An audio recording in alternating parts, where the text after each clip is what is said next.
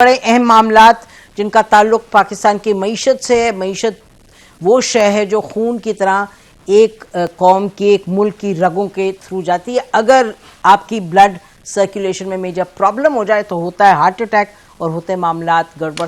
पाकिस्तान को heart attack तो हो गया हुआ है इसकी मईशत को, अब इसको किस तरह से सुधारना है, किस तरीके से इसको सही रास्ते पर लाना है, दैट्स द बिग चैलेंज।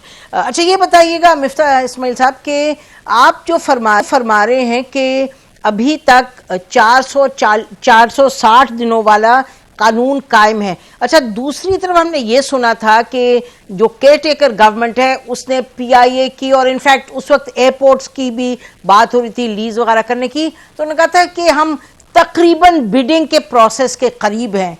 तो जो आप जानते हैं उसके मुताबिक पाकिस्तान फॉर एग्जाम्पल पीआईए की प्राइवेटाइजेशन के हवाले से कितना करीब है, क्या कितना अरसा लगेगा? क्योंकि जो मिनिस्टर हैं फाइनेंस मिनिस्टर साहब, उन्होंने he said one of the first priorities is PIA की प्राइवेटाइजेशन, और यही बात कही है प्राइम मिनिस्टर साहब ने। देखिए इसके मोटा मोटा प्रोसेस ये होता है कि पहले आप एक कंसल्टेंट हायर करते हैं, वुमन बाहर का कंसल्टेंट, यहाँ के इन्वेस्टमेंट बैंकर साथ होते हैं, वो पहले पीआईए की वो खुद फाइनेंशियल वो देखते हैं और रिपोर्ट बनाते हैं, हुकूमत को देते हैं। उसके बाद आप बिड करवाते हैं, कुछ वो शेयर करते हैं डॉक्यूमेंट्स, और बिडर आपकी बिड करता है। जब बिडर आपकी बिड करेगा उसमें से आप सेलेक्ट करेंगे कोई भी क्राइटेरिया, उसके बाद बिडर को ड्यू डिलिजेंस करनी होती है। तो आपका एक डेटा रूम खुलता है, उसको आपने 50-60 दिन देने होते हैं कि भाई 60 दिन तक तुम जाओ और पीआईए की नसों नसों में घुसो और जो तुमको मालूम करना है, जो सवाल तुमसे पूछना है पूछो हमसे, पीआईए की हिस्ट्री के बारे में, पीआईए के फाइनेंसेस के बारे में। तो 60 दिन तो उसके लगते हैं। सो ये बात फवाद साहब की ठीक थी कि बिडिंग के प्रोसेस तक वो ले आए हैं, कंसल्टेंट हायर करके इसकी रिपोर्ट आ गई है। लेकिन अभी आगे पहले बिड आएंगी, उसके बाद आपने कुछ सेलेक्ट होगा, 1-2 बिडर्स हो सकता है, उसके बाद वो डेटा रूम में जाएंगे, ड्यू डिलिजेंस करेंगे, उसके बाद फाइनल बिड होगी और फिर ये काम बढ़ेगा। तो कुछ वक्त लगेगा। ठीक है, इसका मतलब कि जो कानून है 460 दिनों वाला उसको भी तब्दील करने की जरूरत होगी। मैं तो ये समझता हूं। और साथ साथ देखें एक और भी चीज थी कि पीआईए के ऊपर हुकूमत की गारंटी के बहुत सारे के पीआईए के ऊपर 750 अरब रुपए का कर्ज है जो कि पीआईए का ओवर द ईयर्स नुकसान हो चुका है। और इसके अलावा हुकूमत ने बहुत सारे तो कैश ग्रांट्स दिए, लेकिन पीआईए को हुकूमत ने 235 अरब रुपए की लोन गारंटीज दी हुई हैं, यानी कि पीआईए अगर नहीं दे सकता तो वो हुकूमत के ऊपर जाएंगे।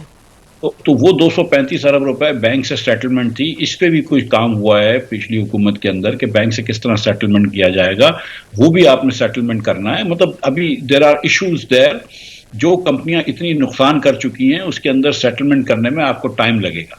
तो लेकिन ये पीआईए, फिर भी मैं ये कहूंगा कि फवाद साहब ने पीआईए को एक डगर पे बिठा दिया है, तो इंशाल्लाह पीआईए जो है वो प्राइवेटाइजेशन की तरफ चले जाएगी। और IMF is also directly involve in this. जो इनिशियल रिपोर्ट्स आ रही हैं, आईएमएफ कह रहे हैं आप पीआईए के हवाले से ये भी करें, बैंक्स के हवाले से, तो how are they also directly involve in this?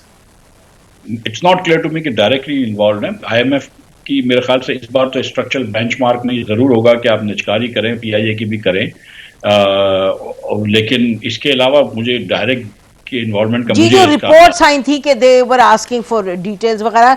जरा एनएफसी अवार्ड की तरफ चलते हैं। ये बार बार कहा जा रहा है कि जी एनएफसी अवार्ड का उसको आपको री एग्जामिन करना पड़ेगा, रिव्यू करना पड़ेगा, प्रोविंसेस का शेयर कम करना पड़ेगा। आपको लगता है कि शेयर कम करना पड़ेगा प्रोविंसेस का? जी मेरे ख्याल से जो सूबों को हम पैसे देते हैं, जो वफाक टैक्स जमा करता है उसका तकरीबन 60% हम सूबों को दे देते हैं। सूबों के पास वाफिर पैसे हो गए हैं और सूबे तकरीबन 5 में से 3 साल सरप्लस कर रहे होते हैं। वफाक जो है वो डेफिसिट चल रहा है और वफाक की डेफिसिट इतनी तेजी से बढ़ रही है कि वो संभल नहीं रहा और हम तकरीबन डेट ट्रैप में आ गए।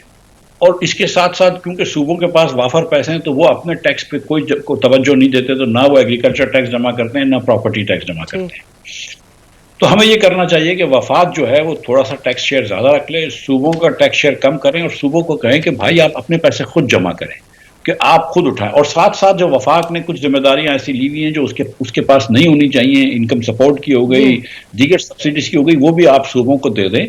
तो ये दोनों काम होने चाहिए। अच्छा देखिए, इसमें दो जो हमारे पास इंडिकेटर्स ऑलरेडी आए हैं। प्रेसिडेंट आसिफ अली जरदारी से एक सवाल जो किया गया उस पर उन्होंने कहा कि 18th अमेंडमेंट का जो एनएफसी के हवाले से उन्होंने कहा पार्लियामान ने एक डिसीजन लिया था, parliament will discuss what to do next. दूसरा ये कि कल जो रिपोर्ट्स आई थी, आई कैन नॉट से कि दिस इज के मुसद्दिका बात है, बट रिपोर्ट्स आई थी which was reported in the media कि एनएफसी के हवाले से ये IMF की में भी डिस्कशन हुई थी और उस पर यह कहा गया था कि this is a political matter, parliament को डिसाइड करना है, तो इस पर कुछ फौरी तौर पे नहीं कमिटमेंट हो सकती।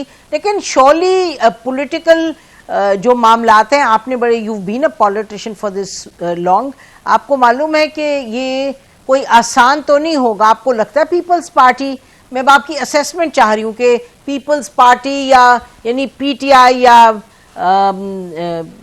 यानी पीपल्स पार्टी या PTI KPK या सिंध के हवाले से ऐसी चीज को एग्री करेंगे? देखिए, एक मरतबा पहले भी NFC अवार्ड पे एग्रीमेंट हुआ और 7वां NFC अवार्ड है और हर 5 साल बाद ये होना चाहिए, तो ये अवार्ड बैठ सकते हैं।